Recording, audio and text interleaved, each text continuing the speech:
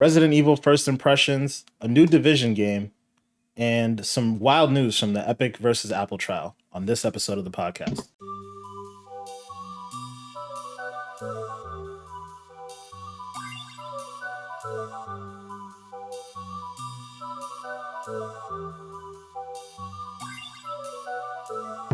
Ladies and gentlemen, welcome back to the Expansion Pack podcast, where we download this week's content and bring it to you. I'm your host, as always, Danzel, aka Black Ice 8, joined by my co-host, starting off with, in the middle, Manny, aka Goop Master Flex. What's up to? You're no stay gooping. Stay gooping. And then off to the right here, we got my guy Chris, aka May 25th. What's going on, boy? What up, man? Same shit, different toilet. You know how it is. Let's talk about these games, fellas. Talk about these games. Definitely a lot to talk about. Pretty interesting week in gaming. A lot of news specifically revolving around this whole big Epic versus Apple trial, but we'll get to that a little bit later. But let's get it started, guys. What have you guys been playing this week? Chris, I'll start off with you. It's been a pretty light week again for me. Destiny ain't really been doing it. I'm just kind of waiting till Tuesday. Got a new season kicking off in Destiny, so that's pretty live. Tuesday's gonna be big in general. We got new J. Cole and new Destiny. I'm souped. But other than that, yeah, it hasn't really been much of anything. I tried to play Outriders. I hit a little bit of a wall in Outriders that kind of got me a little frustrated, so I haven't touched that in a couple of days. Not necessarily a wall in terms of me having difficulty with the game, but just some of the technical issues with the game are super annoying sometimes. And we went through Anthem, we went through a couple of these other games. It's getting to the point now where if I even go through more than like 3-4 bugs, bruh, nah. I know, man.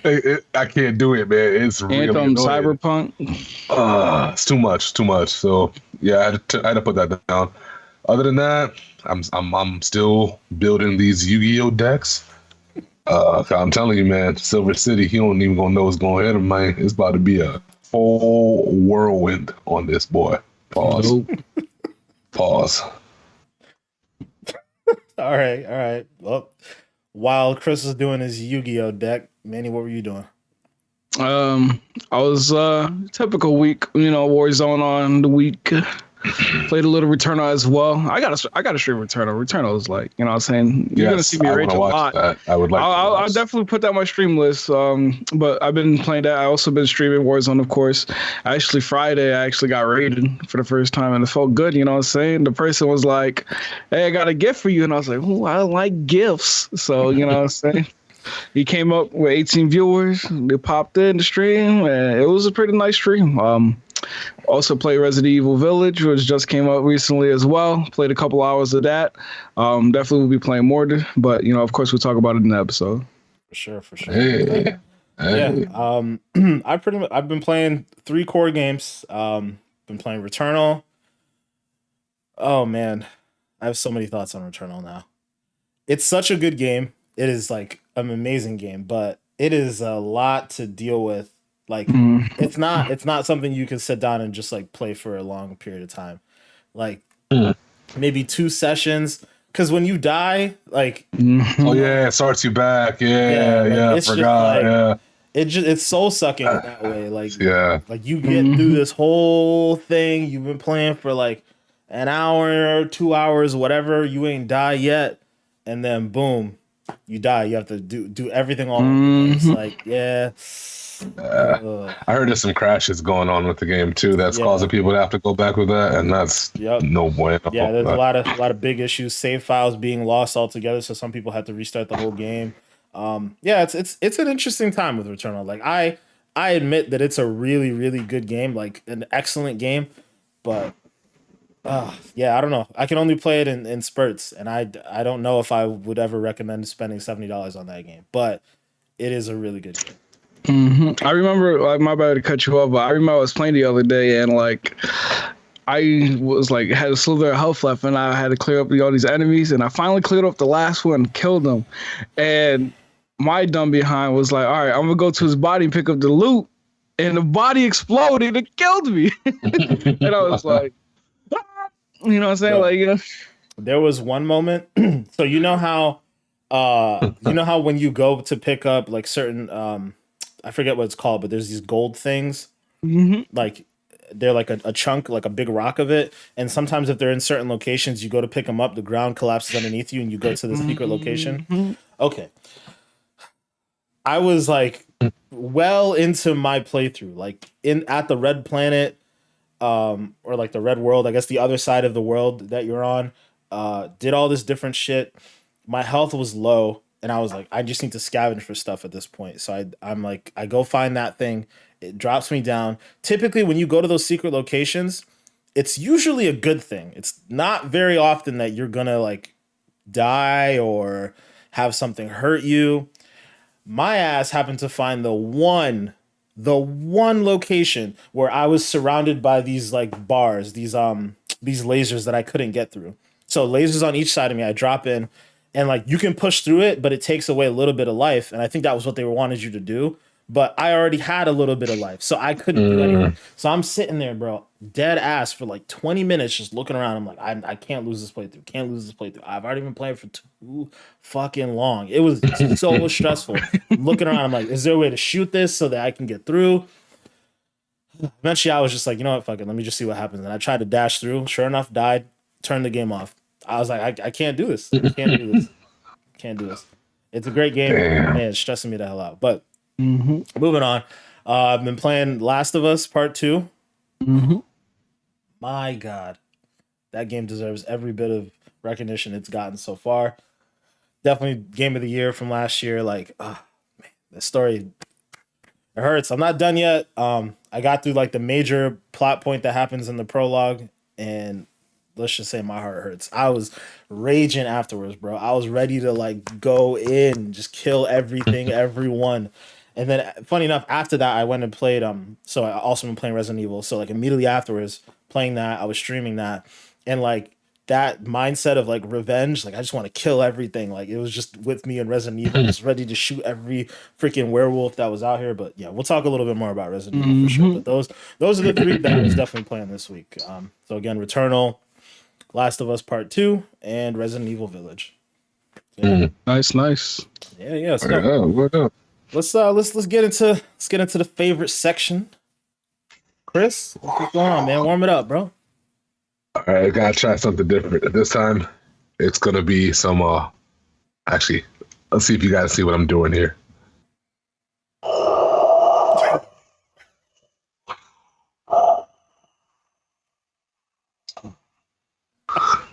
Yeah. Oh God. Yeah, that was nice. Yo, I'll be switching it up for y'all, man. Y'all better, man. Hey, listen.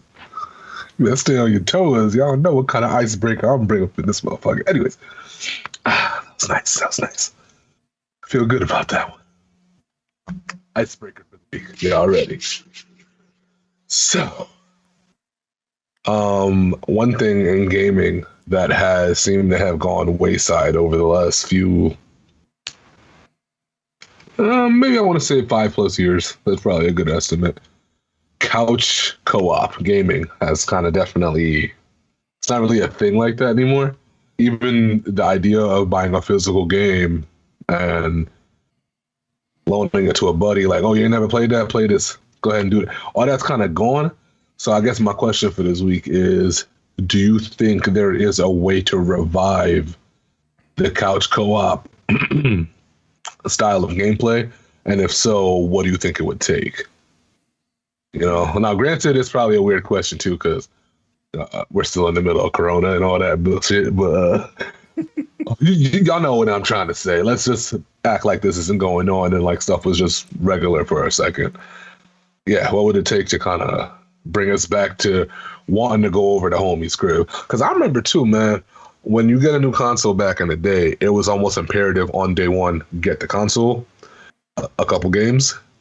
Memory cards were big back then, so you needed a memory card, and then you needed to get 2 controllers, right? It was always, I need 2. Even with that, it's not so much of a thing anymore. Like, some people still get the 2 controllers, but it's not really a big thing. So yeah, like, what do you guys think would bring that back? Because I got a couple of ideas. They would have to be really creative, but I got a couple of. I mean, hey, why don't you start it off then? Honestly, I think there's a couple of really cool ways to kind of set up PvP or BR games with a co-op couch style thing going on. I really kind of feel like there's a couple games back in the day that used to kind of do a split screen thing where like you have 2 controllers, you have that side, the right side, I'll have the left side or whatever. And even in certain games, they would put you guys in different parts of the map, almost kind of like how it is on the medium, right?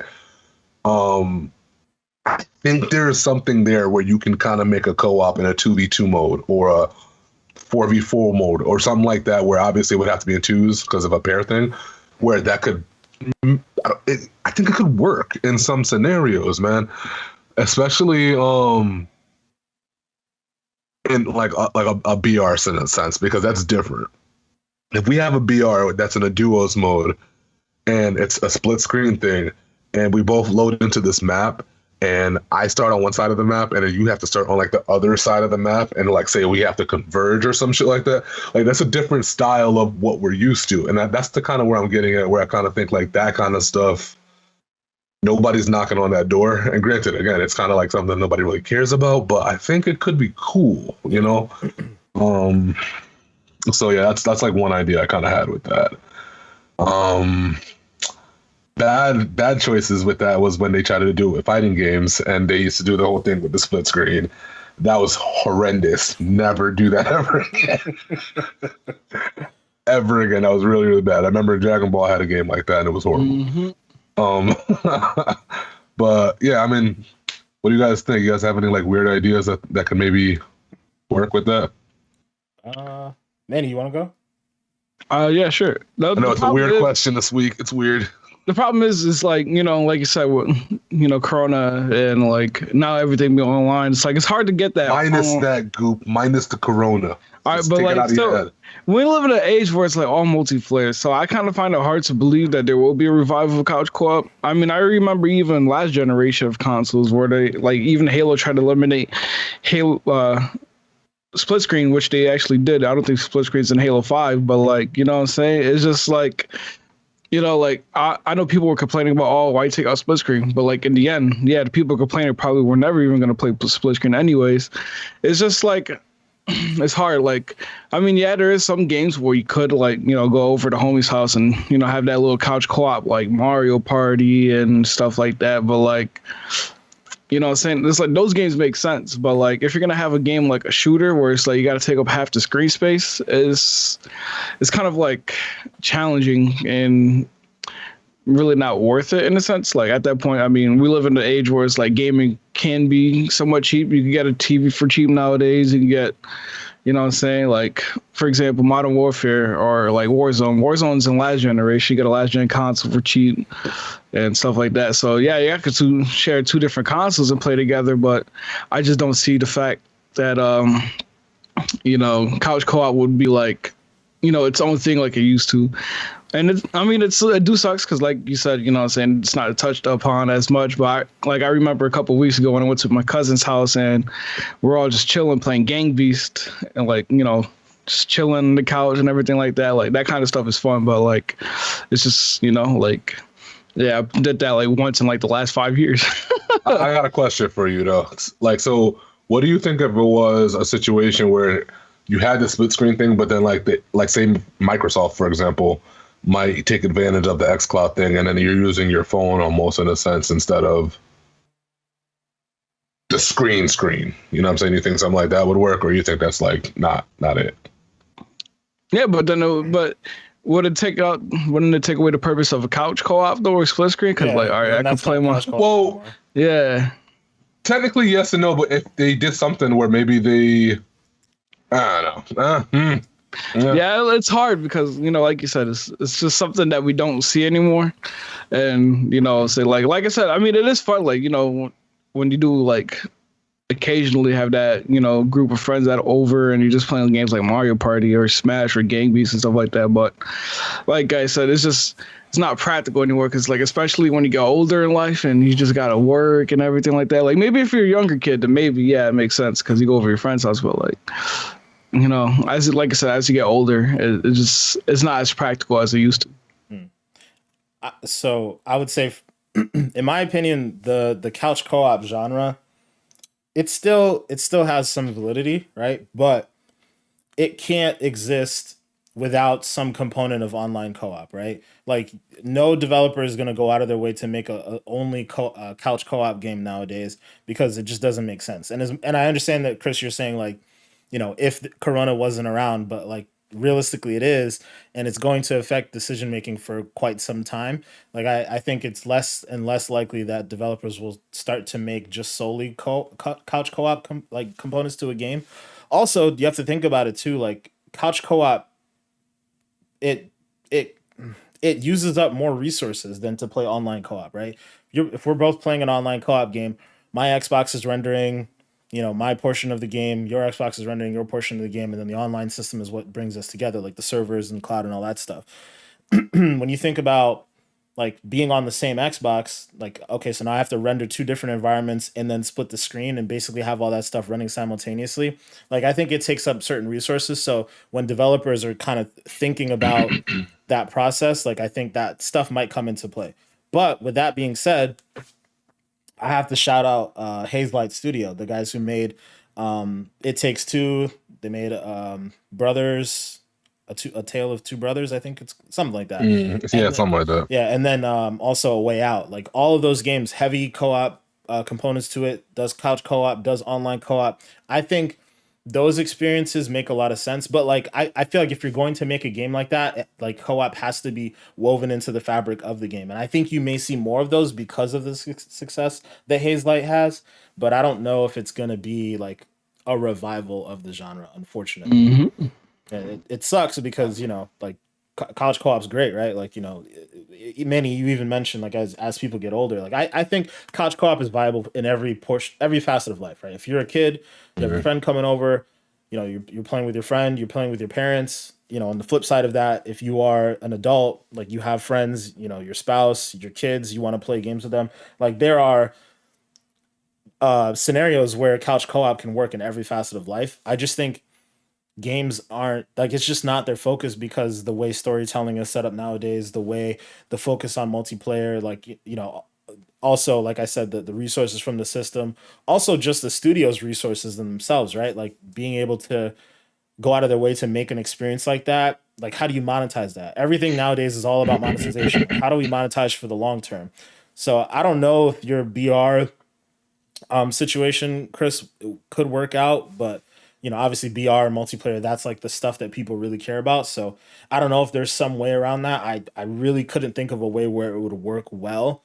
You mentioned, the whole, like, phone thing, and I'm not sure if you meant like xCloud as in, like, you're playing, like, I'm playing my game on xCloud while you're playing on your TV, because then that's still not really couch co-op. But No, no, no. Yeah, that's not what I meant. I meant more like, if there's two people and they're both playing an xCloud co-op game, then maybe there could be a way for them to set up how do I put this? A main screen where things are happening for both folks because of what both of them are doing individually on their phones. So that's where I was like, I don't know. It's more like a shared campaign experience almost, in a sense, but like, you have to do things on your end, I have to do things on my end, and then it brings up this main thing. I don't know if that makes sense to you guys, but no, that makes total sense. Yeah, like, so that's where I was like, I don't know if that could work. So I'll throw out a scenario, and I think it, like, weaves into what you're talking about a bit. So do you guys remember the Xbox Smart Glass app? Yeah. Mm-hmm. Okay, so yeah, like, the Smart Glass app would, like, talk to certain games, and, like, let's say you were playing GTA 5 or whatever. Smart Glass app would give you the map of GTA 5 in real time on your phone or your tablet or something like that. Then there was the other side of it where Smart Glass also would hook into certain games. I forget which game it was. I want to say it's Battlefield, where, like, so you had your squad, right? and like there's 4 people in your squad, and then let's say you had somebody who was the commander of the squad, and they were playing on like Smart Glass app or something, and they could control like, okay, the squad goes here. I'm gonna drop a nuke here or bombs here or whatever, what have you. Like I could see some version of that experience, like what you're talking about, Chris, where it's like, okay, the main game is happening on the screen, but like, I'm on my phone and you're on your phone and you're controlling this experience because you have these responsibilities. I have these responsibilities. I don't know how it would work out necessarily, but I think I could see what you're getting at. Like there being some way to incorporate that type of stuff into a co-op experience. I don't know. I mean, I hope that developers are thinking about that type of stuff because they're kind of hard questions, right? Like, how do we monetize this? Because this doesn't really seem to be something that people care about as much. Like again, yes, people like all the Haze Light stuff, but outside of that, that type of stuff hasn't really been particularly popular. I could see it's pretty niche. Yeah, it is like very niche. I could see like an experience where like Returnal is a game that I think would benefit from a co-op component. We talked about it last week. And then still finding a way to keep the story alive and like, make sure that everything that's happening makes sense. I don't know. That's like a great question, like I'm glad that you brought it up because it's interesting and I don't know if there's like a good answer. Go ahead. I was gonna say, if they're gonna bring back couch co-op, I feel like the only right game to do it, for Microsoft is to bring back Fusion Frenzy. You know what I'm saying? See, you done said the wrong game. I thought you was gonna say Banjo-Kazooie or something. What do you mean? Because Fusion Frenzy is like that party game. It's a great party game, but I don't consider that like a co-op game. That's a party game. Like, okay, all right. I'm sorry, guys. No, but don't get it twisted. Like, obviously, I've been, one of the people banging the desk for a Fusion Frenzy game. I just don't consider that co-op. You know what I mean? Like, it's a great party game, and I want that for sure, hands down. But like, when I think of a co-op experience, I think of something like, we're playing through a story together, like a Gears of War or all that stuff. Gears of War used to be couch co-op, and I don't think it is now. I think they did for 5. I think because I remember they got a lot of backlash and was like, okay, we're gonna put it for Gears. Yeah, okay.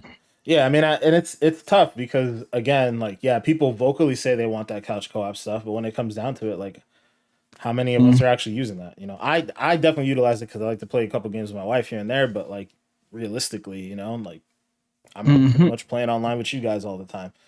Yeah. I don't know. Yeah. It's interesting for sure. Yeah, for sure. Right. For sure.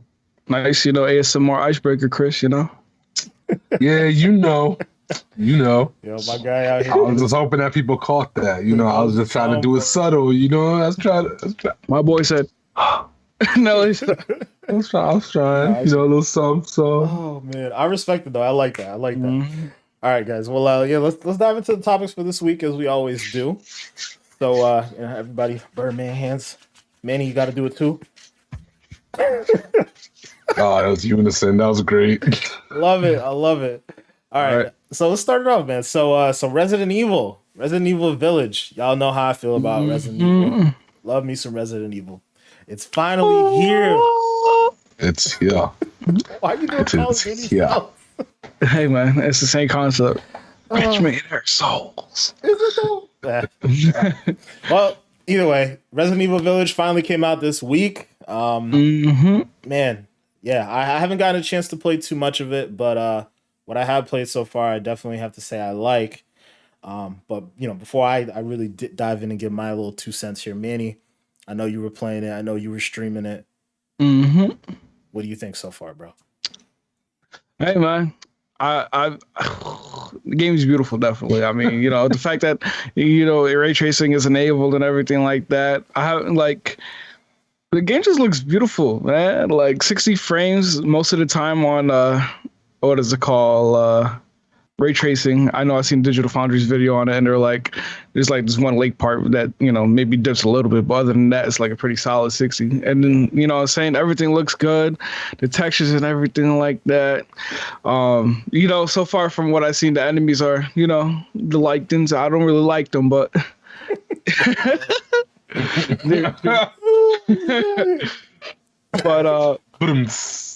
But yeah, man. I mean, it's different. You know what I'm saying? Because like before, Resident Evil is like it's just all zombies, like slow paced zombies walking at you and everything like that. But now it's just like what I'm saying, you got these like this that just like we run up on you sometimes. And then what I'm saying. I love the environment too, like the village and the castle and everything like that. The village is like, got that like yo, what's going on here? You know what I'm saying? And then like going to castle, this castle looks so nice inside. Everything looks so mint. You know what I'm saying? But from what I'm playing so far, it's really great. You know what I'm saying? Still interesting on how, what I'm saying, the story on like how everything got to where it's at. But I'm sure as I play and complete the game, I'll figure out why everything's happening. But I'm telling you, I already know how. Everything always goes back to it always goes back to Umbrella. Always. Always. Mm-hmm. One way or another. I mean, I hope they switch it up on me, this time. Maybe they heard, everybody's like, oh yeah, everybody knows it always goes back to the fucking T-virus.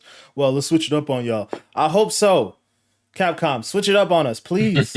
Please. I'm begging you. I mean, I still love your games. I'm still loving Village. I love the Village in particular. Like, it, we talked about it before, but it gives you such Resident Evil 4 vibes. Like, my guy Manny was stressing on stream, because I had him playing the harder difficulty. We're fighting for that. Oh, my guy was getting stressed out by them Lycans. Yo, but one thing I will say about that, Manny was like that whole time, like, so just to set up the situation for you guys, Manny was playing on hardcore, and I was playing on standard. Manny gets to a particular part in the game where he's getting overwhelmed by the Lycans. And really the difference between hardcore and standard is that there's just significantly more Lycans. And the game, like, I have to say, like, it really held up. Like, you weren't dropping frames or anything. Like, it was really holding steady at 60 frames, with ray tracing on, while you have all these freaking Lycans running at you and you're shooting barrels and blowing shit up. And like, I have to say, like, I was pretty impressed with the quality of the game. I know like you mentioned, Digital Foundry did a whole breakdown on it, and they had pretty high marks for the Xbox, which is what we're playing on, the Xbox version of the game. Generally holds pretty steady at 60 frames. PlayStation version as well. PlayStation dips, a little bit more, but generally speaking, like, pretty good implementation of the game. So I have to say I'm pretty impressed. Yeah, I know. The only difference is when I was looking at DS video, they were saying like how like PlayStation, there's literally no load time. It's just like the screen goes black and then you're in the game. Yeah. And it's like, or Resident Evil on Xbox is like there's like that little 2-second loading time, but like, that's not. I'd rather take the performance over the frames because like, like both of them do hold up really good on ray tracing off, but like with ray tracing on, like I think. Like you mentioned, PlayStation just dips a little bit more, and I'll just take the performance any day. But yeah, for sure. I mean, it's crazy though because it literally is just like a 2-second difference. It's like insignificant. But when I was playing, like I think I had died or something, and I was reloading the game and I was like, my brain still hasn't switched over to this SSD mode, right? Like I died and I picked up my phone. And I'm like scrolling. I'm like, why the hell hasn't this game started up yet? Oh, I have to hit X. It already loaded up. Like, it's funny how that works, man. It's funny how that works. But yeah, Chris, I know you haven't played it yet, but I know you've seen a couple things here and there. What are you thinking so far about the game? Nah, man, from what I see, it looks pretty cool. So my question though, did they replace the zombies with the Lycans, or is there a mixture of the two in the game? For this, the way the story's set up, it's just Lycans right now. Lycans and vampires. But like, wow. Oh. So that's gotta be a whole nother dynamic then to okay, all right, I might actually be slightly more interested in this than the older games, just strictly due to the fact that it's got vampire involvement. I love me some vampires. Yeah, it's got like a very Van Helsing feel for it. Yeah. Type of, it's weird. Huh. That's interesting. So, yeah, no, like, looks good. I'll eventually probably play it at some point. I have a feeling what I might end up doing with these other Evil games is stacking them all up and kind of going one after another, kind of almost like a binge video game session. because I want to start back from the very beginning, but that's gonna have to wait for a rainy day or something. We'll see when that happens. But I think you should just jump in at no. 7, bro. I think you should just jump in at 7. But I want to know the full story, and I want to play through the full story. It's set up. Okay. It's set up in such a way where if you never played anything, you could play 7 and be like 100% fine. There's almost no, with the exception of like a couple things, there's almost no like reference or connection to the prior games. Like they use 7 as a reset, and then there's like maybe a moment or two that happens, and it's like, all right, this is how you tied it back together. But like, it's like, so reset in a sense of like the shit before 7 isn't canon anymore, or like reset in terms of like just like a reboot. It's still, everything that happened it still matters. It just like, I don't, It's like, I can't explain it without spoiling it, but it's just like, let's just say it's just like a new not a new universe, because still everything's still in the same universe, but new like storyline. You know what I'm saying? Like for example, you got like, you know, the trilogy of what's the game called? Like trilogy of Halo. You know what I'm saying? Like the first 3 is like, okay, the first 3, and everything that happened after that is like 4 and 5 is different. You know what I'm saying? Like you can still play 4 and 5 without playing the 1, 2, 3, even though you should play 1, 2, 3. But like, it's just like a different kind of like arc, I guess you could say, in a sense. So the characters and shit that are going on in these newer games aren't necessarily too tied to like the ones from the older games. There's a sole reference to one character, but as soon as 7 hits off, everything that happens in 7, like if you never played if you played a Resident Evil game before, you're still like you're still sitting here like, what the fuck is going on? Because I've played a good amount of them, I just never beat any of them. That's what it is with Resident Evil. Yeah. Like 4, I played, I want to say maybe half of 4 a long time ago. Yeah. Yeah, I'm pretty new booty with some of that shit for sure. But all right, let's see what's good with 7 then. I hate just jumping into shit not knowing anything. It just always annoys me. I think 7 is a good game for it though, because it's literally designed for you to just not know what the fuck is going on the entire time. like okay. it's such a departure from, and this is what I like about 8 as well, right? Like it's such a departure from what we knew about Resident Evil, like zombies and this, that, and the other. Like it's like everything you knew about Resident Evil, forget that shit, because it doesn't matter here. It doesn't matter in 8 either, really. Like, so 8 is a continuation of 7, but like it almost just the same way where you're like, what the fuck is going on here? This is not Resident Evil that I know. Like it's the same type of pivot. That's why I tell people like 7's not a bad game to jump back into. It really is. And 7 was what, the Biohazard one? Yeah, well, they're all called Biohazard. Like they're technically all called Biohazard in Japan. Like it's but they call this one Resident Evil 7 Biohazard. I don't know why they do that, because the game is literally called Biohazard in Japan. It's always been like way back when. Right. Yeah, so I guess in Japan it's just Biohazard 7 Biohazard. Like it's just so weird. They wrote it twice on. This makes no sense. But yeah, no, definitely play 7. It's on Game Pass, man. Guys. Yeah, because it's not a bad way to start. You can play 7, you know what I'm saying? Like, it's not going to spoil anything in the past. And, you know what I'm saying? Like, it's not about spoiling the past. I want to learn about the past. But it's not even like, you don't need any of that knowledge to go into this game. Like, nothing about the game is going to, like, there's no callbacks other than maybe 1 or 2 things. And even those 1 or 2 things are so minute that like you have enough knowledge about what's going on in the game that you'll know what's happening. Like it's not like I need to know what happened in chapter 2 of Resident Evil 4 to understand this reference. Like there's none of that happening right now. Like it's just like you have everything that you need to know to play 7 and understand what's happening. Keyword is right now. See? Resident Evil 9 comes out, and then that's when they want to do all the callbacks, and I'm going to be sitting there looking like a confused Bob, not knowing what the hell's going on. You just watch your 2-hour video of recaps of Resident Evil, you'll be fine. You could do that too. But I think 7 is a good place to start. And then when you have time or the resources to go and buy 1, 2, 3, 4, then you can do that. But 7's on Game Pass now. I think it's a perfect game to jump into. Like I want to see you streaming that, bro. Like I've been saying this for forever. Like I feel like Chris playing that game in particular that is scary as shit. Yeah. That's all you all day. Speaking of scary though, like it's funny because the developers talked about how people complained about how scary 7 was, so they like toned it down with 8. Oh wow. Which is interesting because I do. I was annoyed. Way. Yeah, it's a little annoying.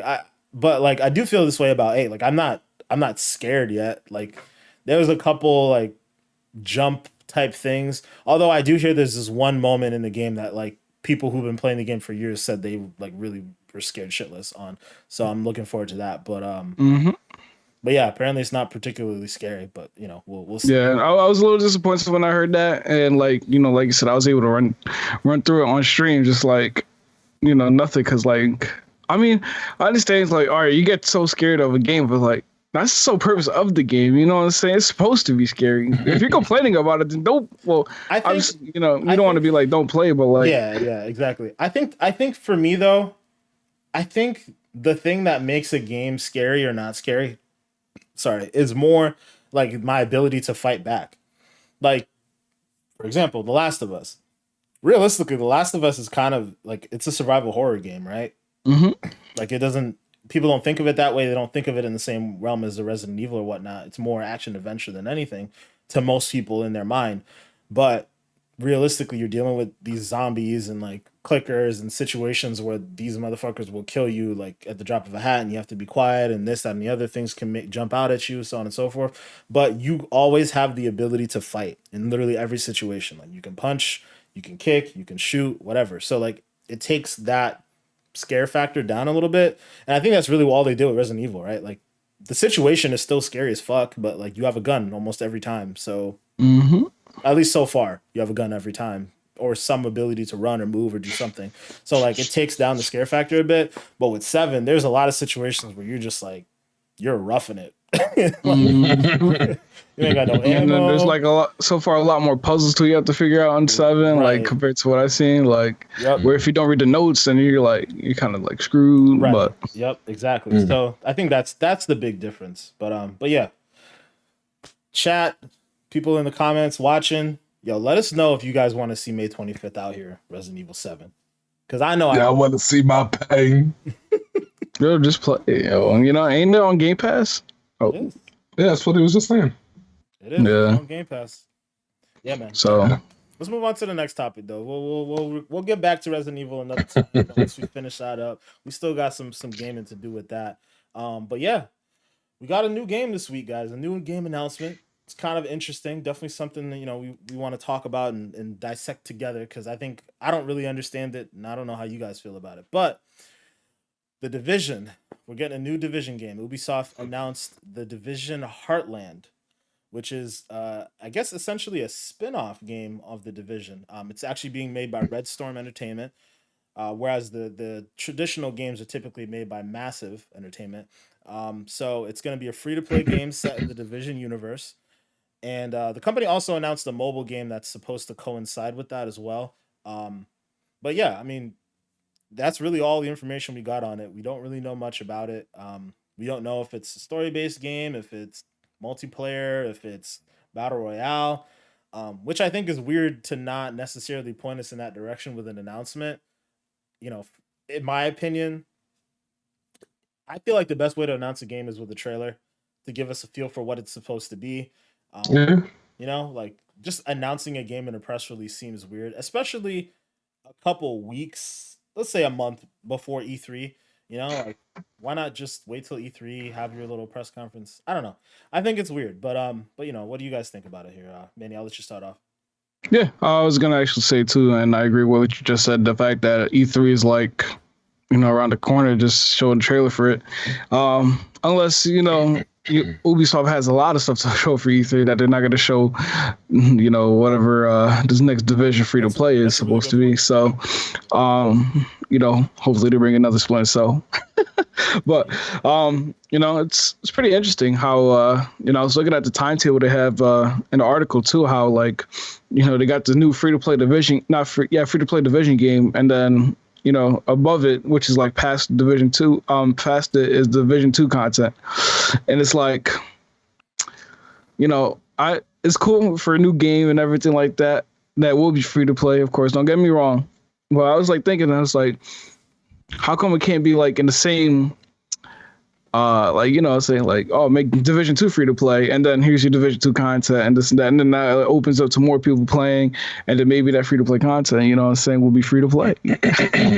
But yeah, I mean, we know it could be like a different game, of course, too. Like it could be like a spinoff, like we talked about before the show. So, definitely. Hopefully we see like a, maybe a teaser trailer or something on E3, which is in the month, I believe. So, yeah. Real quick before we get to Chris, I actually do think that the game will end up being free to play, or it's gonna end up in Game Pass, because yeah, I mean it to me it seems like the whole point of this announcement is to talk about how they want to expand the Division universe, and they want to get more players and they want to get more eyeballs and so on and so forth. I feel like it makes sense to make that game free to play. And the only reason why you wouldn't make it free to play is if you worked out some sort of deal with Microsoft to put it in Game Pass. So I don't know. And then, all those rumors that have been circulating around Ubisoft partnering with Microsoft to put more of their games in Game Pass, or put almost all of their games in Game Pass, similar to what EA Play's been doing. I feel like that could, lean into that rumor, but I don't know. Just a thought. But yeah, Chris, what do you think about the news? And I could be off on this, but I kind of am getting the vibes like how we got them when Warzone was about to drop.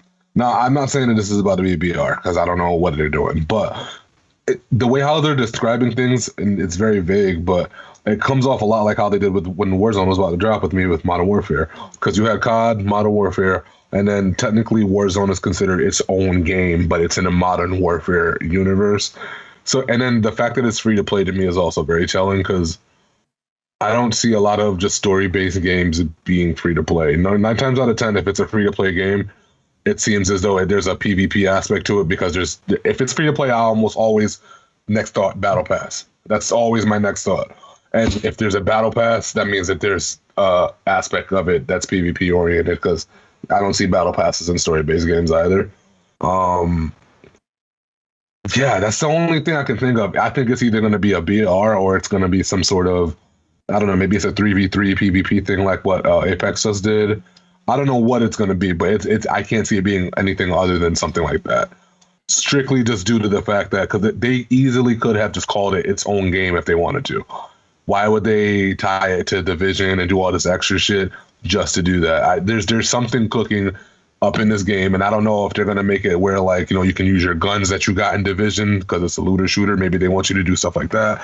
I don't know, but there's something that they're doing that's tied to the two, and it very, very, very, very much reminded me of God. And that's what I'm getting from this. That's an excellent point, though. Like, yeah, I didn't think about it that way. Dude, free to play, it's just tell them y'all sit here and wait. Y'all show me a story-based game that's free to play without I just don't see it. I never see that. So I would be surprised if this doesn't even have a campaign. You know what I'm saying? Like, I don't even think it would be any of that. I think this might just be some balls to the wall, new PvP thing. Because I know one thing about the Division people or Ubisoft, they wanted the Dark Zone stuff to work, and it never really fully clicked in Division. That was supposed to be like their PvP game room, and it didn't work. And I don't know. I just feel like maybe they have a new idea. Maybe they're gonna try something new. Maybe it's a PvP PvE mode. I don't know what it is, but it's something. It's something. As you were like explaining it, like the thought formulated in my head, like it's probably a PvPvE mode in the Dark Zone, basically PUBG, but with like this Division element like slapped on it, because I feel like that is a market that the Division and the people at Ubisoft could uniquely like strangle down. Like they Mhm. could wrestle that away from PUBG, I think, very easily. I think the thing that everybody agrees about with PUBG is that it pioneered the genre, but its implementation is garbage, right? Like it's not a well optimized game. It doesn't feel good to play anymore, especially when you look at like Warzone and all these other games out there. But now you bring the Division in, third person, style similar to PUBG, can do a lot of the same things that PUBG probably can do, but now you're slapping that element of it's a smoother game, it's optimized well for every system. Graphically, it's probably going to be great because it's going to be designed for next gen and so on and so forth. Um, and there's a reason why they're talking about putting it everywhere, right? They specifically said it's coming to PC, consoles, and cloud. Like they use that term specifically. What's the Mhm. reason to have all three of those things in a free to play game? Crossplay. Why would you want crossplay? PvP, BR, all those different things. Like that BR genre is still, it's still, there's still a lot of things that you can tap into there, right? Like I feel like it hasn't really been innovated on or In a changed up too much while. since it's come out. Mhm. Yeah. So yeah, imagine like you being out in the dark zone, like everybody's parachuting into dark zone. I hope that they don't do the whole looter shooter stuff. Like I hope that they scrap like, oh, you could bring in your Division 2 stuff, like maybe certain things that you could bring in from Division 2 if you played it, maybe some synergy between those worlds, but I hope that your guns have nothing to do with it. I hope it's Mhm. purely like you drop in, you have to loot guns like in the world itself, you have to deal with the infected in the world and deal with real people. Like that would be, oh, that would be so good, so good. Man, I And was like, even thinking about a battle royale division, and that would be so spicy, bro. Like, yeah, I love me like a battle royale in a post-apocalyptic like New York or DC or wherever they choose for a location. You know what I'm saying? Like, and make the whole map a dark zone. You know what I'm saying? Because like we've seen like the first division map and how huge it was, and same with the second one. Like, imagine it like and like filled with 100 people just like battling it out, and then like you have to look for your loot, and then you got maybe like the whole map is just regular, but then you add these dark zones where you got to come in with a mask filter in order to like loot the area, which will have high tier loot, and you got to find these mask mhm, filters and stuff like that. That's a good point. And like you only got like a limited time. Like there's so many things you can do to make the game so like original yeah, for the battle man, royale genre, like that's different than others. And yeah, now to see like it sucks because like we always, well, at least I always say it's like everybody's always doing a battle royale. It's like it's good and bad because what I'm saying, the potential is good, but then it's like I'm saying that everybody's gonna do battle royale, but like this definitely do have a lot of potential because I remember when the division first was announced, I thought it was gonna be like a Daisy type of game where it's like yeah um you just roaming around the map with your boys mhm, or squad and you're yeah, looking for loot and everything like that to survive, but like ended up becoming like a looter shooter or you have to get the highest tier. But like if it's just like a battle royale where it's like you just loot and like like any other battle royale, you just find the best weapons, what you can to survive and everything like that, then I think it would be like really dope. yeah, man. Like, I don't if they don't let us get our weapons, I don't care if they do or don't let us do that. But I do want my abilities from Division to be able to transfer over. I think that'd be really cool because Division has some really unique things that they do with their ability systems, with down to the way the mines work, down to the way the seeker drones and all that kind of stuff work. I think that kind of stuff would be cool. Or if you don't bring it in with you, then I don't know, figure out a way to put that in the game as like a drop item or something like that that I could Yeah, pick up. But I want to be able to use that stuff in that game. I think that'd be really cool. Because I mean, think about it, dude. You're behind cover and it's a 1v3 or some shit like that. And you throw the mines on the ground and you take two of the dudes out, and then now you just you know what I'm saying? Like there's some crazy plays that you can do if they're thinking about it in this way. But yeah, man, come on, man. We all know that this is some kind of Hmm. PvP game coming. They're come on.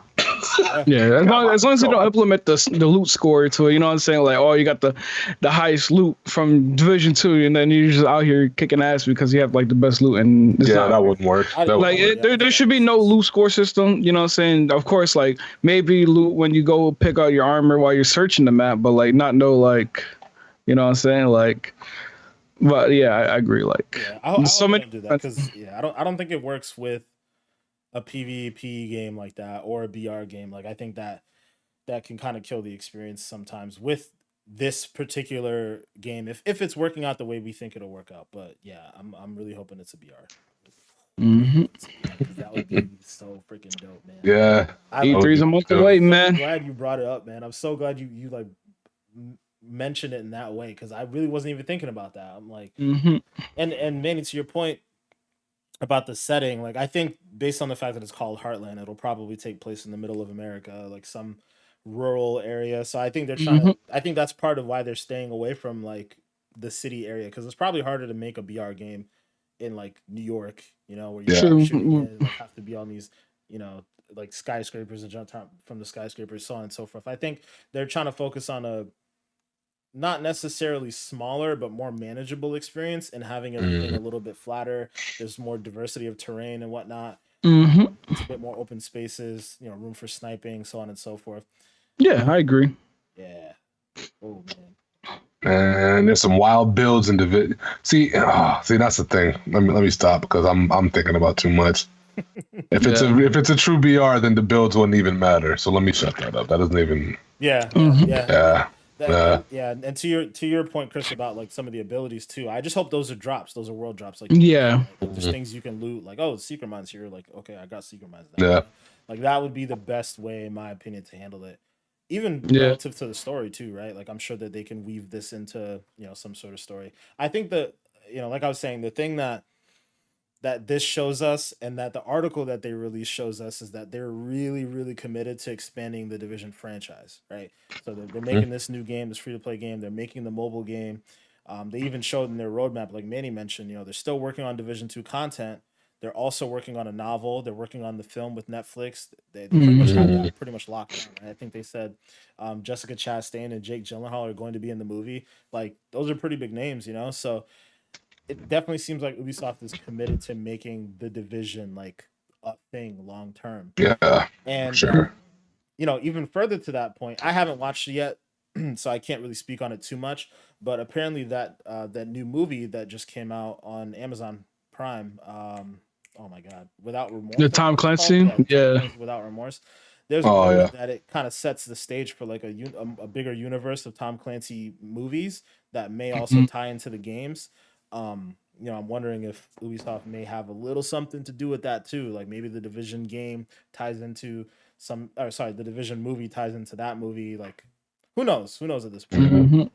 Ubisoft definitely seems to be committed to it. So I'm looking forward to seeing it in E3. I'm not really sure if Ubisoft's going to be at E3. I'm pretty sure they're still going to be doing their like Ubisoft Forward event. Yeah.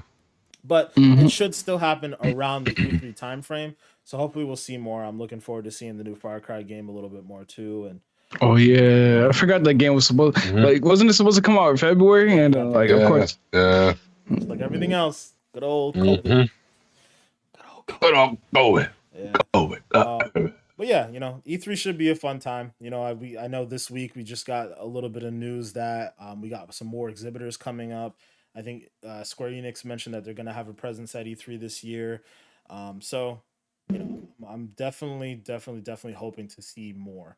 I think Sega announced they're going to be there. Gearbox said they're going to have some new plans. So, I don't know. Who knows at this point? But we want to dive into the big topic for this week. The big thing that everybody's pretty much been talking about, which is the Epic versus Apple trial. A lot of really interesting stuff coming out of it. So the pretty much started at the beginning of the week with Sony. I guess not necessarily a testimonial from Sony, but a lot of news coming up from Sony and Epic and their dealings.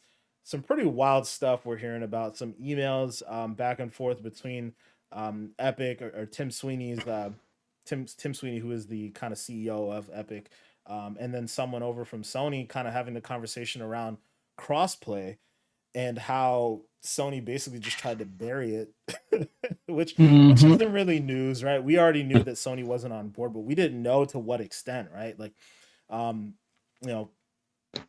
basically Tim Sweeney reached out and said, hey, crossplay is coming to Fortnite. It's coming across the industry, whether you like it or not.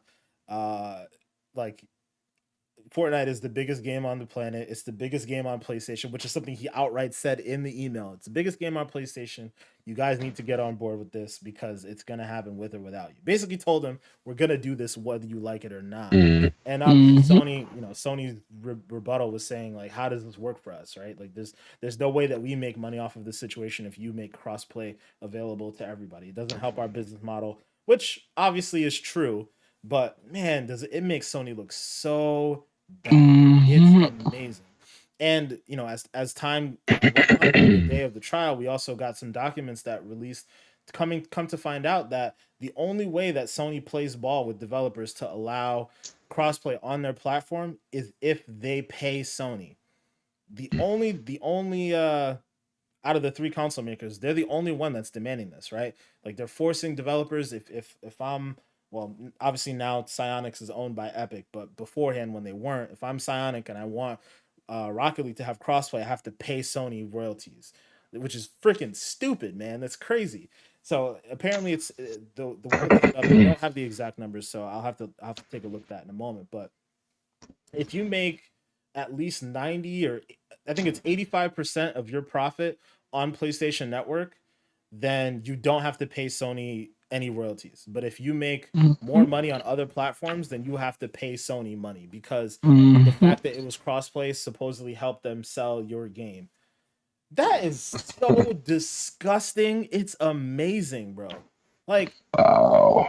It's disgusting, bro. I have actually the chart in front of me. My bad. Yeah, go ahead. So if you want me to read it, it's disgusting because, like you said, 90%. So for example, if they make in month one $1 million and 90%, or what should be 900,000 is PlayStation revenue, then they're like, okay, well, you don't have to worry about paying us. But then it's like month two, they pay 1 million. They make $1 million, and then Sony only makes $600,000. Then like, all right, well, for this month you got to pay us $52,500, which is stupid because like 90% is a high number for the game on all three platforms, or four if you want to count Nintendo Switch. But I mean, like it's just impossible. You know what I'm saying? Like they're gonna make a lot of money on PC because there's a lot of PC players. They're gonna make a lot of money on Xbox too. And you know what I'm saying? Like there's no way it's gonna get that number. So I just don't understand why. Well, I mean, obviously, it's a business in the end of the day, but like, it just makes them look like a crappier company because then they got companies like Microsoft was like, well, here you go. You can play on my platform. We do crossplay, totally free, no cost.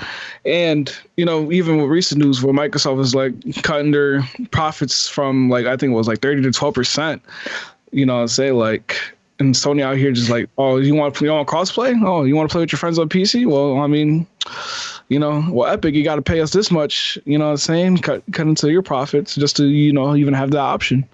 It's so scummy, man. Oh, man, they are, like Sony, because it's, go ahead, you go. No. I was just going to say every week, like it's, I feel like we're just hearing more and more things where Sony sounds anti-consumer, anti-developer. Like it's just not a good look. And the thing that I think is interesting, and I'll just say this, and then Chris, I want to hear what you have to say. So Sony and Epic are like buddies lately, right? Like Sony's invested a lot of money into Epic recently. Specifically, they were the ones showing off Unreal Engine 5 for like the first time. Like it seems like there's definitely like been a partnership here.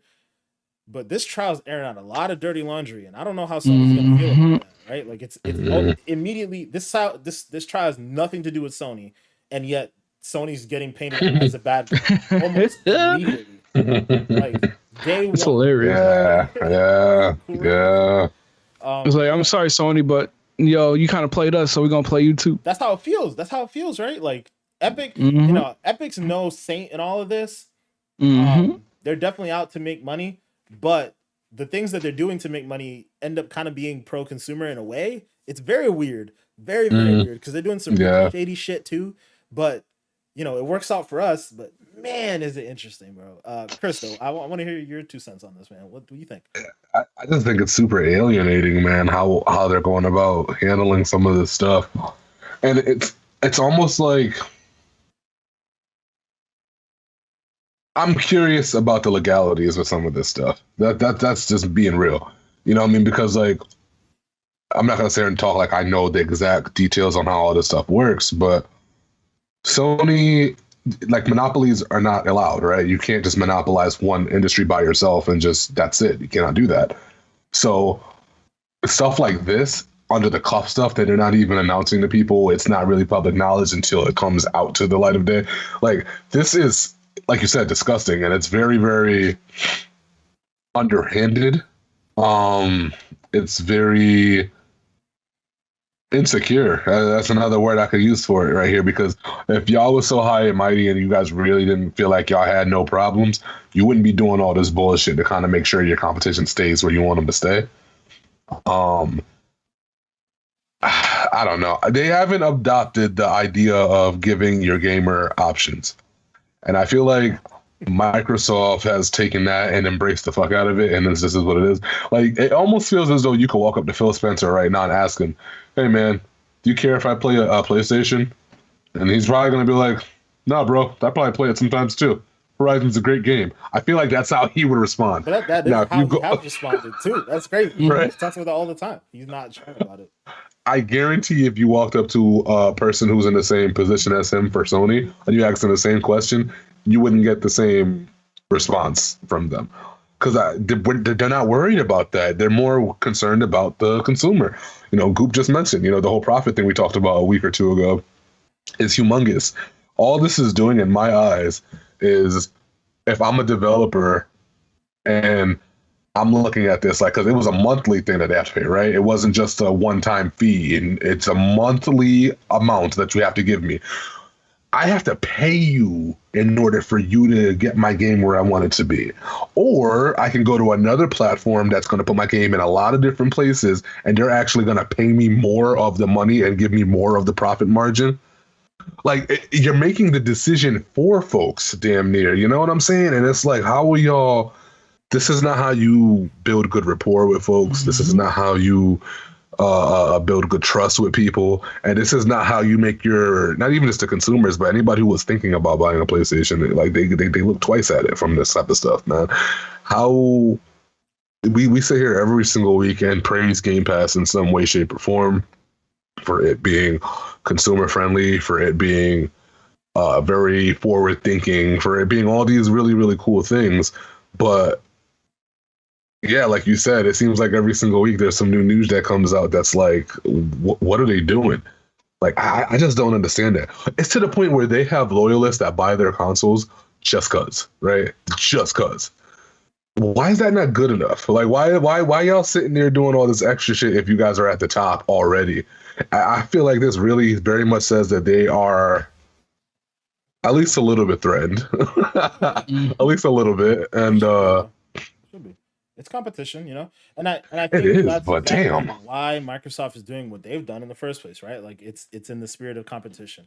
Like Microsoft knows that these pro consumer, pro developer moves that they're making will lead to the eventual success of their platform, right? Whether that platform is Xbox Series X or that platform is xCloud or Game Pass or what, like the Xbox ecosystem benefits from the moves that Microsoft has been making for making everything just friendlier for everyone.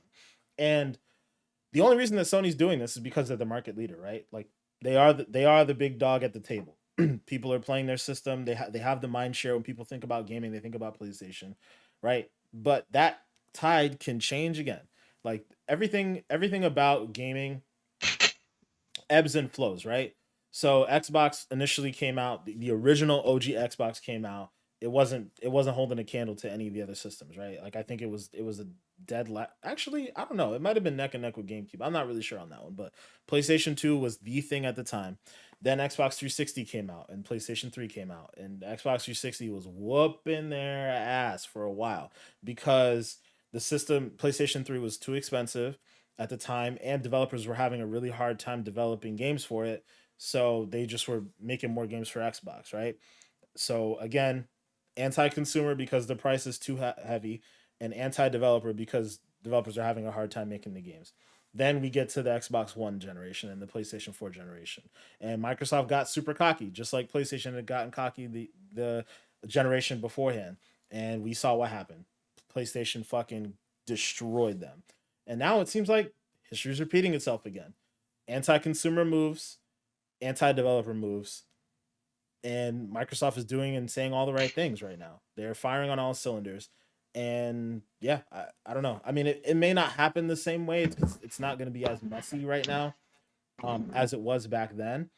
But eventually the tide's turning, right? Like Microsoft is gaining that lead. Things are coming around. And Mm-hmm. I don't know, man. It's just wild. It's wild to me that Sony's putting themselves in this situation. And Chris, you mentioned like how scared they sound, right? Like I'm just gonna read a little excerpt from this article on The Verge here. So Epic's CEO Tim Sweeney confirmed in testimony today that Sony is the only platform holder that requires this compensation for crossplay, the same compensation that Manny was talking about with the 90% revenue share or 95 or whatever it was.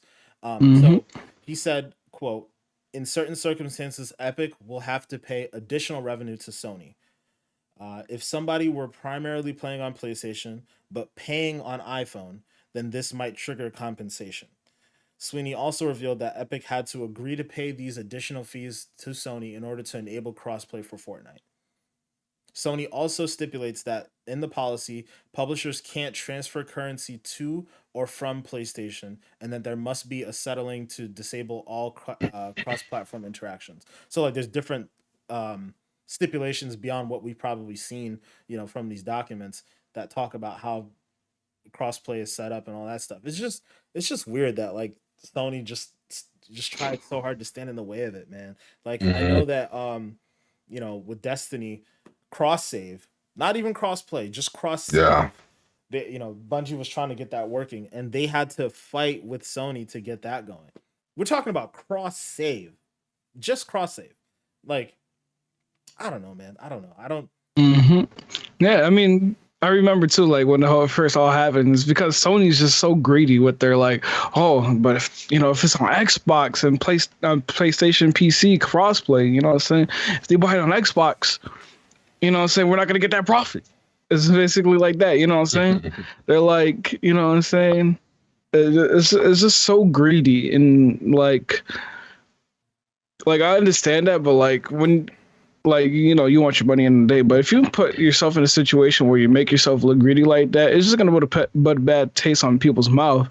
And like me personally, like if I was a PlayStation player, I would just buy buy like the stuff on the PC just so I could be like, ha, you ain't getting the money. But then like now it's like, oh, but PlayStation's gonna get a royalty because of it. And, yeah, it's just Stupid. It's stupid. it's stupid. Yeah. PlayStation in the end gets their money, and it's like, you know what I'm saying, like why? They put developers Like, in an impossible situation, right? Like that's what it feels like. mm-hmm. Because like you said, right? Like, okay, so if I'm a player and I hear about this and I'm mad about it, what do I do? Like, if I'm Yeah. playing a cross-platform or a cross-play game and I spend my money on another platform, Sony still gets that money. That's bullshit, right? Like, so Mm-hmm. the only other alternative is to just play like spend the money with Sony's platform, and then they make the money Yeah. anyways. It's fucking, Yeah. it's fucking Mm-hmm. ridiculous. And I guess Yeah.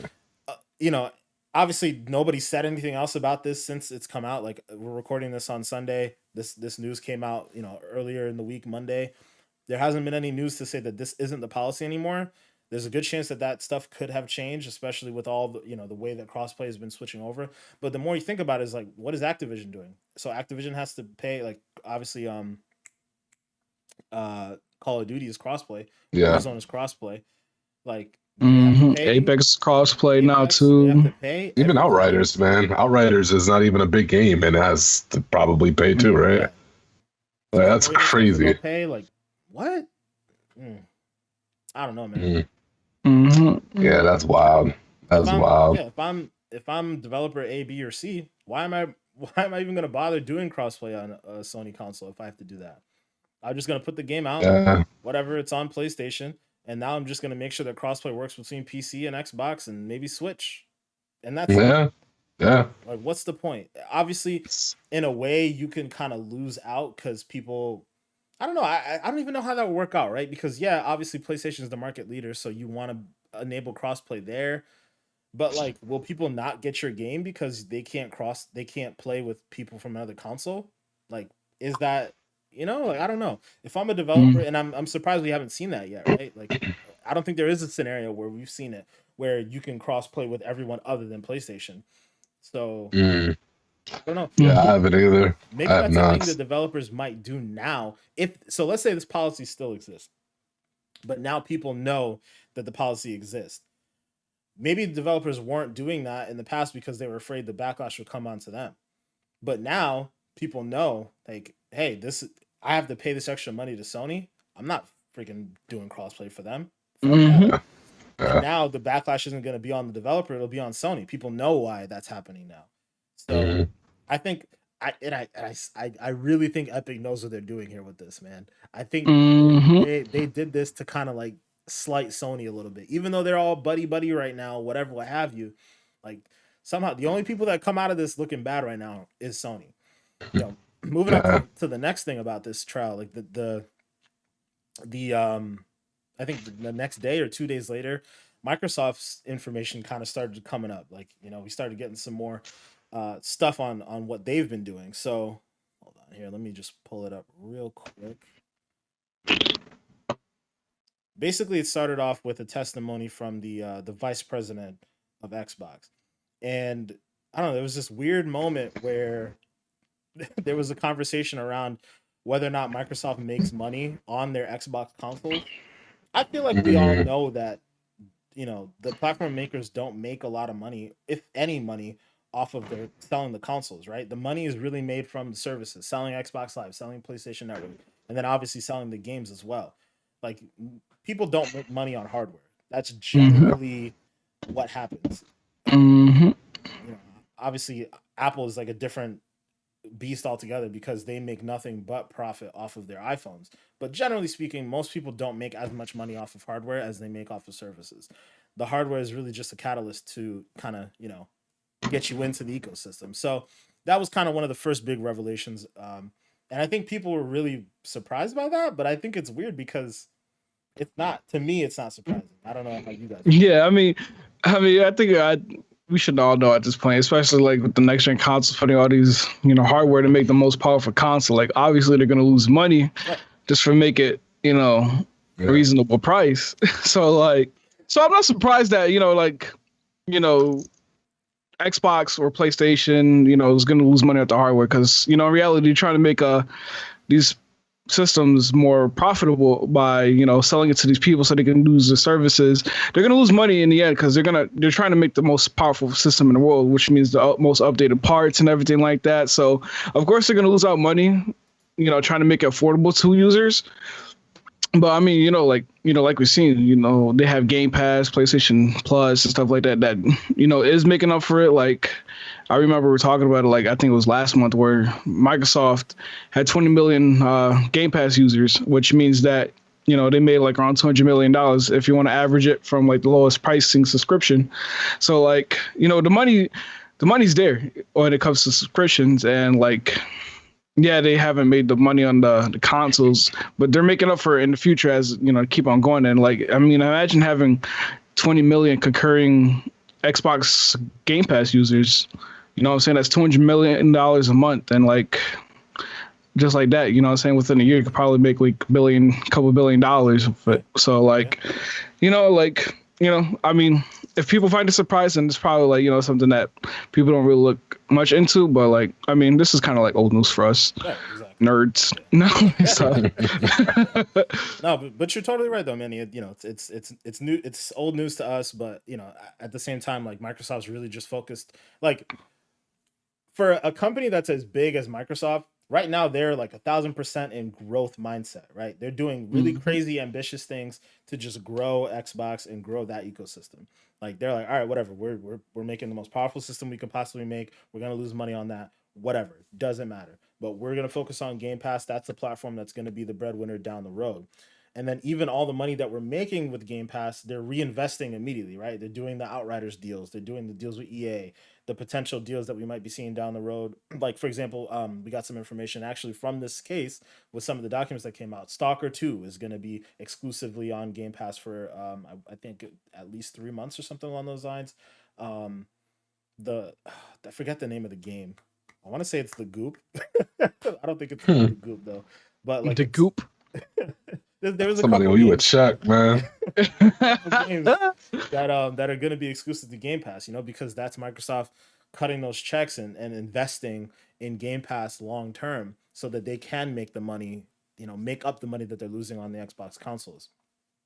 But even still, Manny, some other documents that we got out of this case that you mentioned as well is the fact that Microsoft's toying with the idea of reducing their cut um, of Xbox games. Not, and it's something that we talked about last week as well. But not only reducing their cut on, which they've already done with reducing their cut on PC games, but also reducing their cut on Xbox games. So that's interesting as well. A couple of things we got. It's I just want to reiterate how wild it is that we're seeing this stuff in a court case too, right? Like real tangible news. Like Epic is really just out here airing out everyone's dirty laundry. But Gotta love it. yeah, Gotta love it. we got like a couple redacted documents showing some stuff that was supposed to release last year. There's like a number of things that were taken out of there too, which tells me that a lot of that stuff is probably going to be released or hasn't been announced yet. That's going to be released soon for Xbox, right? Like the documents showed that Outriders was supposed to come out back in November 2020. So that shows you how old the documentation is. It showed that Halo Infinite was supposed to be coming out at that point. So there's probably some stuff on there that we don't know about just yet that we're probably going to hear about at E3 that's supposed to be getting released maybe this fall. Like a lot of really cool shit, man. There's even a document that I almost said leaked, but it's obviously not leaked at this point. But that came out through the trial that showed Microsoft did an internal review of The Last of Us Part 2. Like, freaking cool, right? Like they basically said what was the quote? Hold on, I'm gonna find it here. Okay, so they were pretty big fans of the game, obviously, because it's a great game. But the quote was that this game sets a new bar for what we should hope to be able to achieve going into a new generation of consoles. So, like, Microsoft internally sees that game as the bar to set, which they should, because it's a fucking amazing game. But that's the bar to set for how they want Xbox exclusives to be down the road. Like, that document shouldn't have seen the light of day, right? They even threw a little bit of shade at Naughty Dog. They praised the game largely, but they talked about how the shooting mechanics are terrible and continue to be terrible in Naughty Dog games. They've always been terrible. Yeah. Like Uncharted's terrible shooting mechanics, and obviously The Last of Us terrible shooting mechanics too. But it's crazy to see all of this stuff. And kind of the last one too, the last bit of information that came out of this case in regards to Microsoft in particular was that Tim Sweeney and Phil Spencer had a conversation through email that kind of foreshadowed the fact that they were going to sue Apple and kind of giving them the heads up and saying, hey, like, maybe you guys should take down the paywall for Xbox Live. Like, he kind of solicited Phil to make Xbox go free to play on Fortnite in particular, but also other, obviously it led to other games that are free to play not having to be behind the Xbox paywall. And I think that's really cool too. Like I don't know, it's just really telling. Like Epic is kind of like pulling the strings in the industry in the background, like a lot of little things going on. That's why I say they're not saints in this situation, right? Like they definitely got some blood on their hands, but man, the shit that they're doing is really, really interesting. So within all of that stuff, obviously that was a lot of stuff on the Xbox side, but Chris, I want to get your take on some of the stuff, man. What do you think? It's a doozy. Yeah, I just keep going back to just how disgusting a lot of that is, man. In terms of just how PlayStation is trying to go about doing things, it just, oh man.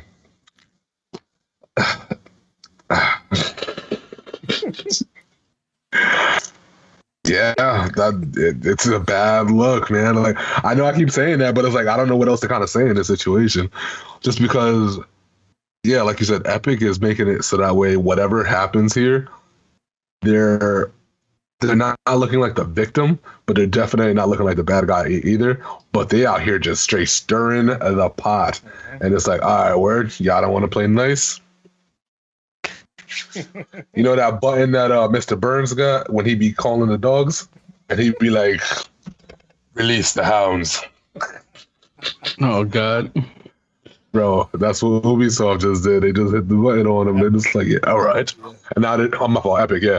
They're just looking at the window, just excellent, excellent. Mhm. That's exactly what they're doing, man. Um, all I can say is I'm happy that Microsoft is not like this. I am happy that as of right now, it seems as though we've chosen a good platform to kind of invest our money into and to kind of like back for the most part. Because this is what you're supposed to be trying to do as a consumer. You know, you want to find a brand that kind of represents your values and that also gives you a fair deal. And it feels like this is a fair deal, and it feels like all they're doing is literally helping the deal just get better and better for us later on. Because that's how I look at it. Who'd have It's thought? not this. This is just going to benefit us later. This is all this is going to do. Mhm. Who'd have Yeah, thought it's- Microsoft of all companies that out here giving us a fair deal, right? Like one of the biggest Yeah. corporations on the planet, and they're just I don't know, way more pro consumer than any other company that we've seen, you know, in Yeah. this situation in quite a while. Like it's just very weird. It's weird to like, Mhm. it's Yeah. weird praising Microsoft in particular, but hey. Yeah, I mean, you know, it kind of goes back to like the last generation launch. You know what I'm saying? It's kind of like a good thing that, you know, they had a pretty bad rocky launch, and how like Sony, you know, had their way out here taking shots at Xbox, and now Xbox is doing all their best to, or Microsoft doing all their best to make sure that they're just making everybody happy. So like, hey man, I was. That's why competition is good. You know, it humbles people. Mhm. It is. It does. It does humble you for sure. The thing about this whole situation that's weird is that it doesn't feel like Sony's hit that humbleness point yet. They haven't hit that wall yet in terms the of numbers start popping. right. Yeah, exactly. That's probably when it'll happen. But right now, it still very much feels like they're just sitting on the throne. This we're Sony. That's what it feels like. And I'm just like, listen, man. Even the kingest of kings then got fucked somewhere because he thought he had it all together and he didn't. And that's all I'm going to say is that just because you had a little bit of complacency or you had a little bit of success in the past doesn't mean you should be complacent now. So like the best parallel I can give you is music, right? So music, the music industry, how actual music is sold today is drastically different than how it was 10 years ago. You know, it's different. But everything else had to change with it too. How the artists get paid, how streaming works in terms of where your songs chart now on the radio, all that stuff had to change with the streaming stuff. And it's just like it feels like everybody else, not Nintendo, but everybody else is kind of playing a game where they're moving with the times. They're moving with the times, and it just this is I don't know. I feel like they're gonna shoot themselves in the foot, and then they're gonna be caught looking behind or looking ahead, and there's gonna be some dust because these dudes are gonna be going ahead too far, and it's just like it's funny because at the end of the day, they ain't gonna have nobody to blame but themselves. This is not like this isn't a situation where you could say that they're doing a whole bunch of wholesome things and they're just getting screwed now because of things that are out of their power. No. This is all within their power, and they're making their own decisions, and a lot of it is in actual writing, and it's just it's bad. Yeah, I think It's bad. the stuff in writing is really like, you know, I think largely Sony knows that they're the big dog. Obviously, we talked about this before. Like they know that they can get away with some of this stuff because even even if they lose their numbers, right, they'll still be doing well, right? Like we talk about this all the time. Microsoft, they're firmly in number two and number three in some situations, but they're still like extremely successful. The Xbox One was an extremely successful console, sold more than the Xbox 360. Like they're still making a lot of money hand over fist, but you know that money will chip away a little bit as far as Sony goes. That money will chip away a little bit if you start to lose, you know, faith in your gamers, and the competition is doing something that's so dramatically different from what you're doing and so pro consumer. Like at some level you're watching them get on this train and watching this train roll, and it's going to be almost impossible to stop, right? Like we talk about this, or I've talked about this with a couple other people. You look at Netflix, right? Netflix is kind of that is the streaming service, right? Everybody knows Netflix. It's a household name. Everybody talks about it. Everybody knows about it. Um, everybody has it. Now you Mhm. think about like there's all these new entries like Peacock and freaking my god, what's it called again? Well, skip the other ones. Disney Plus, HBO Yeah. Max. I'm trying to think of the one that just came out. Discovery I Plus. tell That's the second one that just Mm. came out. Like all there's these also little the Paramount Plus. Paramount Plus. Yep. Like there's so many other little random services that exist out there. And as much as Disney Plus and HBO Max are like probably the closest ones to me, like Disney's Disney. I think Disney will eventually get there, but it's still not bigger than Netflix, right? Netflix is like a juggernaut right now when you talk about streaming services. So like, in comparison, Microsoft is trying to set up their own Netflix right now. They're trying to be that service. So yes, maybe a year or two down the road, Sony wises up and says, "Hey, this thing's moving. We should probably jump on." Like Microsoft is building up enough goodwill, enough mind share about Game Pass. Like it might be too tough to stop when they start. Yeah. Yeah. Yeah. Hmm. It might be too tough, but I guess That's why I say they're gonna shoot themselves in the foot, man. Because exactly. Yeah.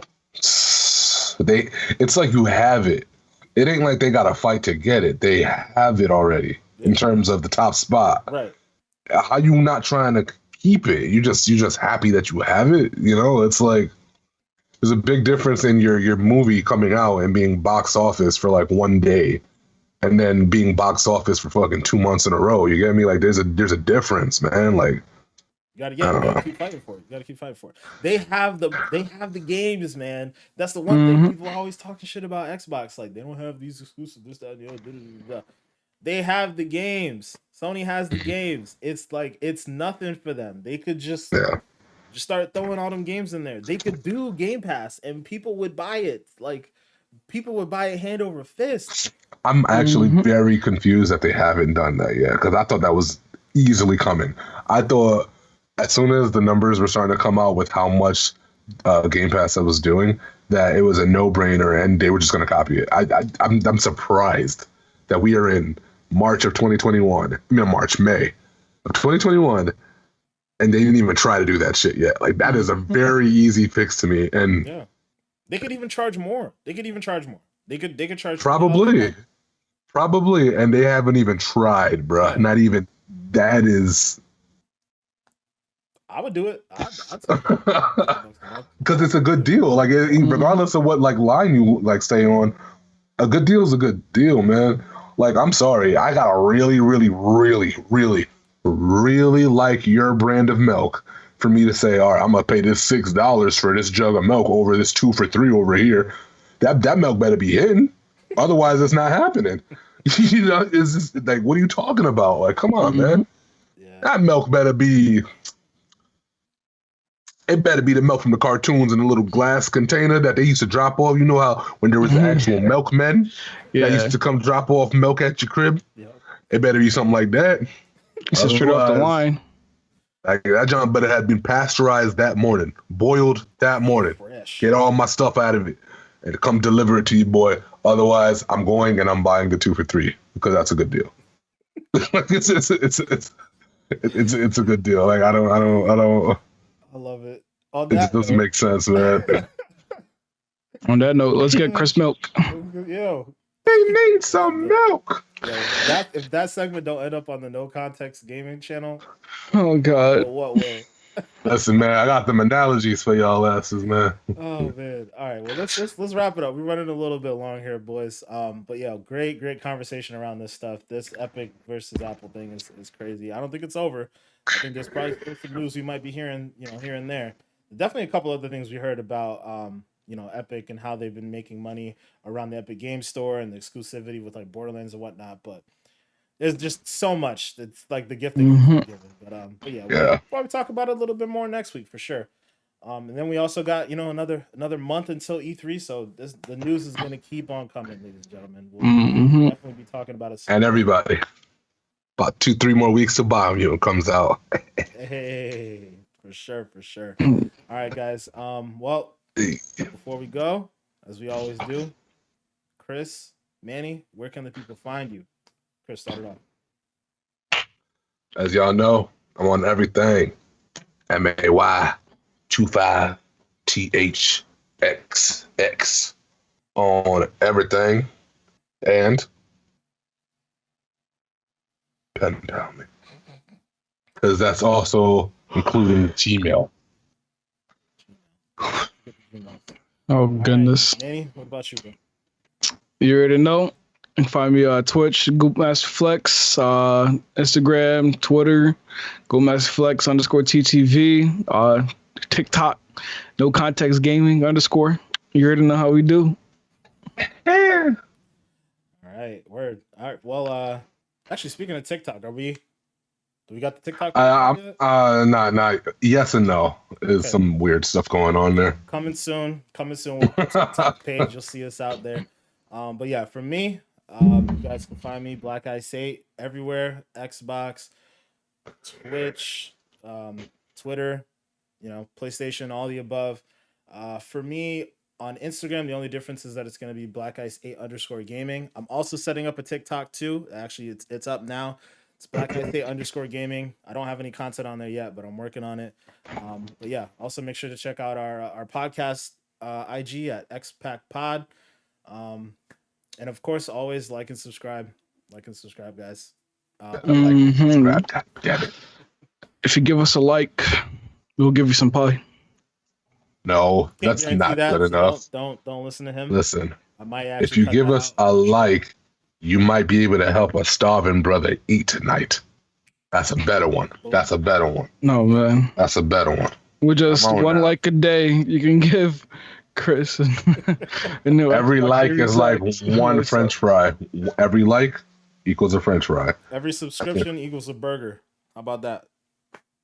So show your support, people. Appreciate it. But we're going to get out of here for now. We'll check you out next week. Thank you for listening to our banter, for sure. See you guys later. Peace. Bye.